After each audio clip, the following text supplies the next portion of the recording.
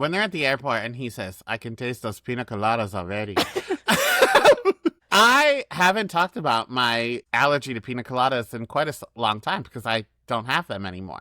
But as you know, they have me rubbing my stomach in the sand like some kind of pregnant elephant as I moan. Why do you say as you know? I've never heard of this. You don't know that I'm allergic to pina coladas? Are you allergic to drinking? No. It's just pina coladas? Yeah. Wait, what?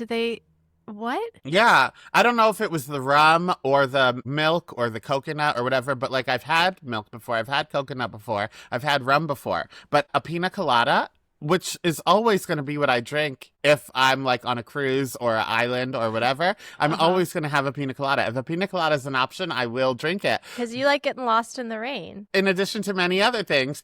But I will always have a pina colada. And then, like, as soon as it hits me, it's not a drunk thing. It's not like a early hangover. It's truly like the first sip. It's the most pain I've ever felt in my life. Quinn and I used to have pina coladas at the house to like celebrate little things. If it wasn't a champagne night, it might have been a pina colada night. I would drink the pina colada.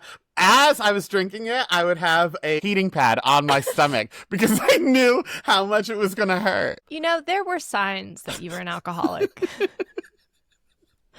One time I went on a cruise with my friend Kara, who will be at, I'm allowed to say it this episode, who will be a Big Brother 40. We went for her bachelorette party. And I was in so much pain, I dug a hole in the sand so that the sand was hot. I did this preemptively. Dug a hole in the sand for my stomach and then laid in it so it was like a rock pit almost.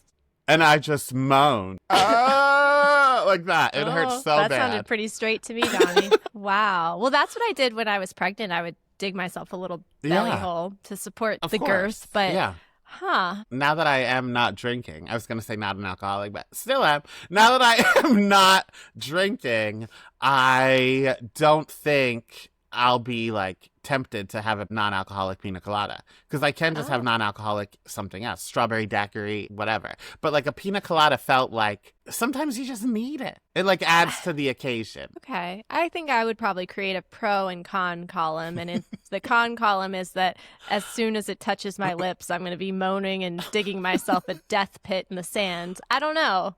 Have to weigh the benefits. I'm usually only out of commission for like a half hour. Per pina colada? Unless I have them all very quickly. Like if I have 2 pina coladas, then I can just be out a half hour. But if I pace it, then it is probably an hour. One time at Dallas Barbecue, located in Times Square, their gimmick is like goblets this big of frozen alcoholic drinks. Usually I would get pina coladas, but then I would drink it. And then as I waited for my food to come, I would go on the toilet and hold my stomach and poop until my food came.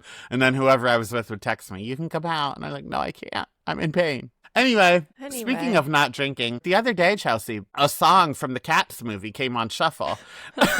And it was the first time that I like really sat and thought, like, I'm never going to drink again. I'm never going to be able to like day drink and watch a bad movie. There are some movies that I feel like you shouldn't experience sober, but I still want to experience. Like Dear Evan Hansen. You can't watch that sober. Now I have to. The good news is we have this podcast, so we always have a reason to experience bad movies. That's true. Maybe I can just drink a non-alcoholic pina colada during it, and then I'll still feel something.